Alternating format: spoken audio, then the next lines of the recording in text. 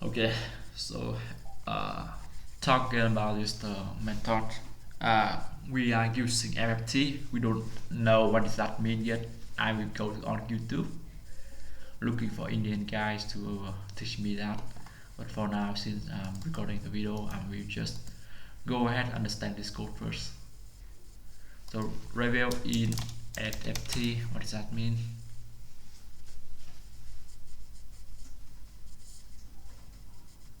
Yup, shit.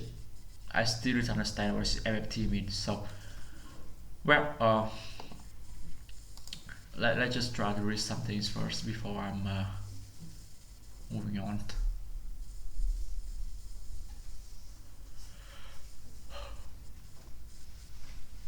Okay, so it said fast Fourier transform is one of the most important algorithms in signal processing and data analysis.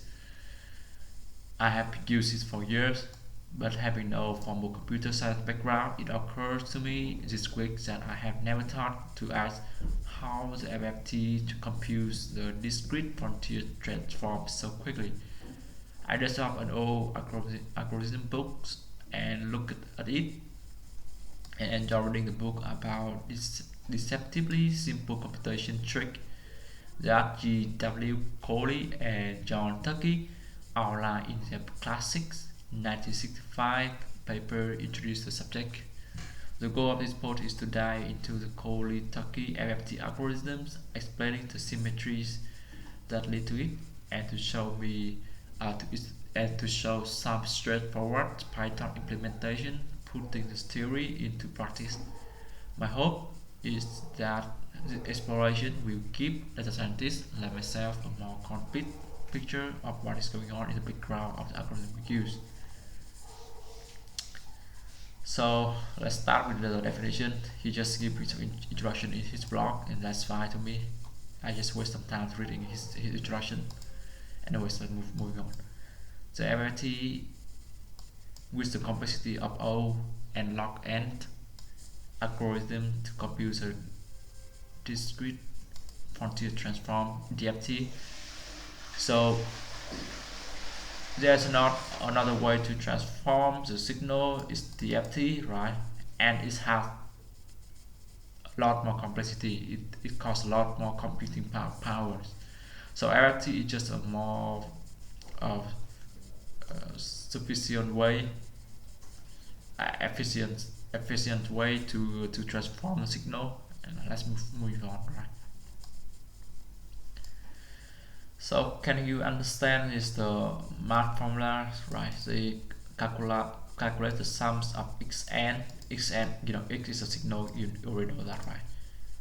Multiply with e power by minus y 2 pi k n divided to n. So n is the total amount of samples. N is actually the variable, right? So the k is actually the frequency space, right? And 2 pi is the one trip, right?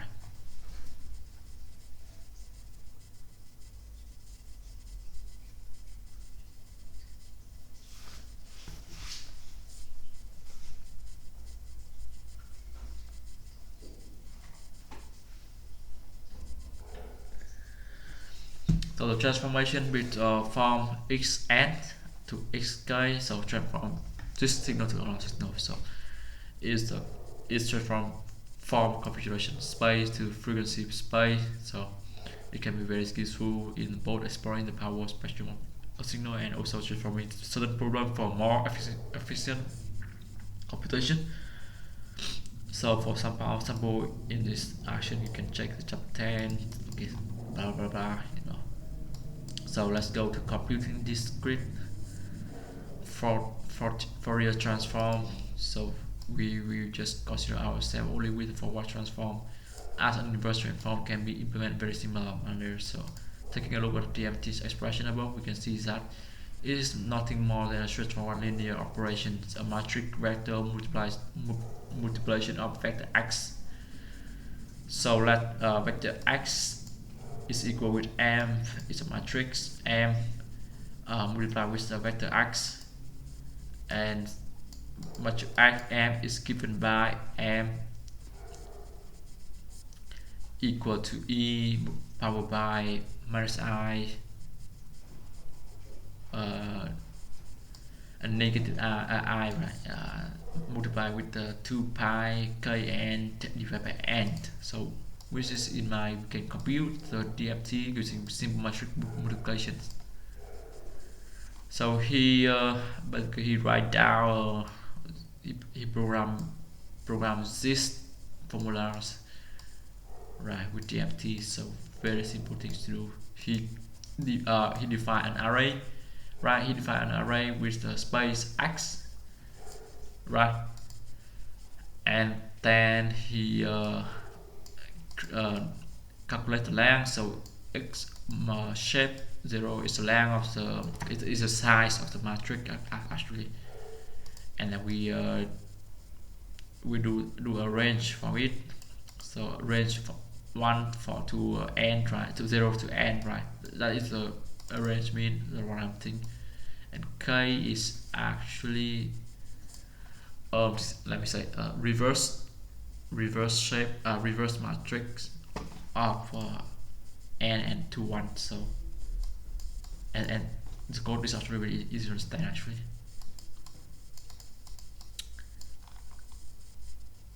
So what is the symmetry in the discrete Fourier transform? So the most important tools in the Bell algorithm builder is exploit symmetry of the problems.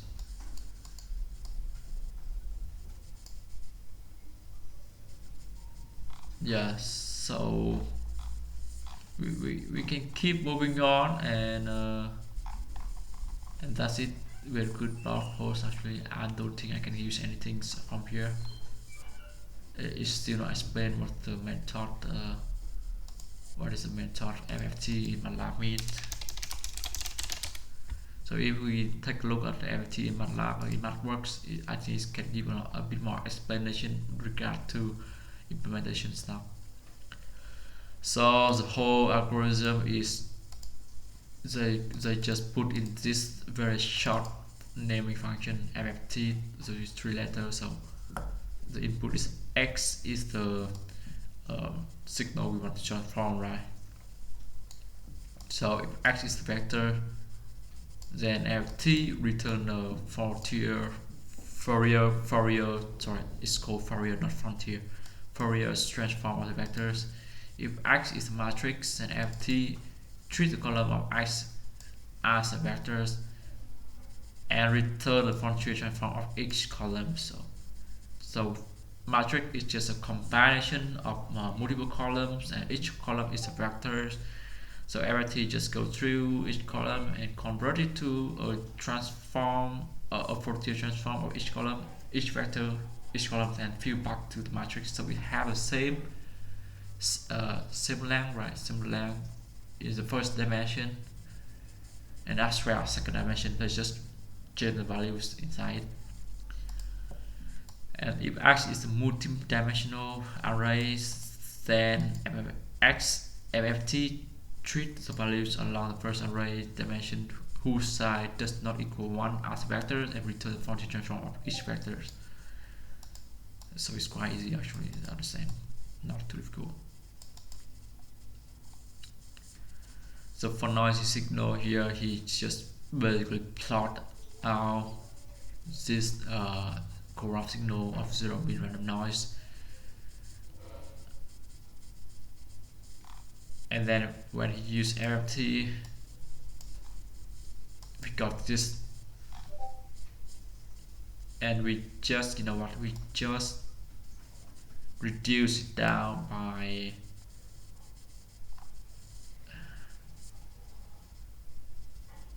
y equal to FFTS.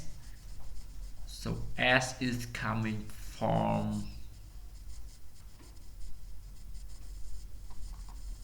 I'm not sure where it's S. S is actually, yeah, S is actually that, the first signal.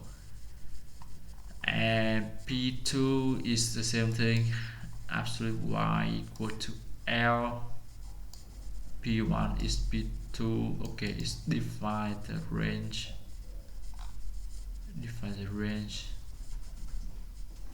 Okay, I have no idea how can understand this syntax. Actually, it's so crazy, to be honest. It's just poor shit right there. So basically it's drawing function here, so I suppose that a P2 is actually y divided to L, and y is the vector returning from the FFT. It has been transformed right from S, so it's basically transform it. And what is L? I'm not sure what this L means.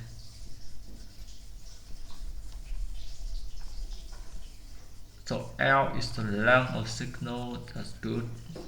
So y is the vector, L is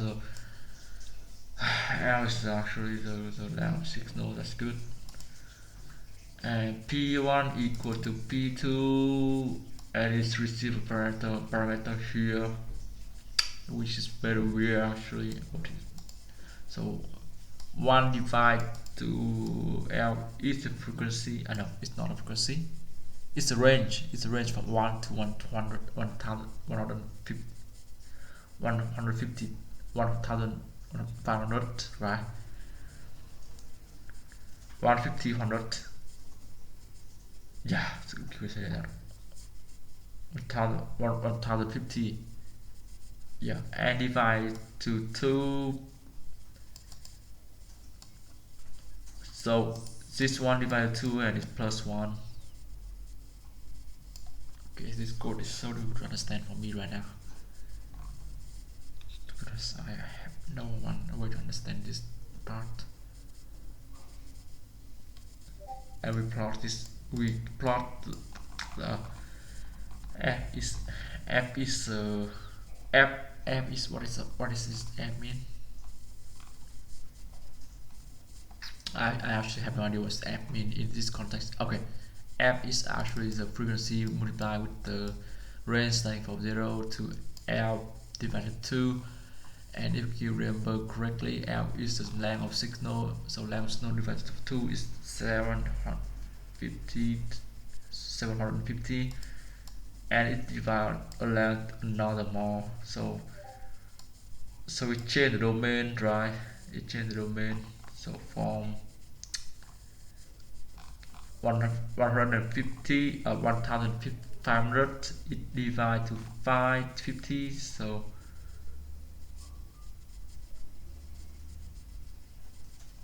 hopefully I can understand this part a little better. So I think we do a research is pretty good for now. We have trying to dive in the FFT. So I will collect more data and present to you in the next period of sharing session. Talk to you tomorrow.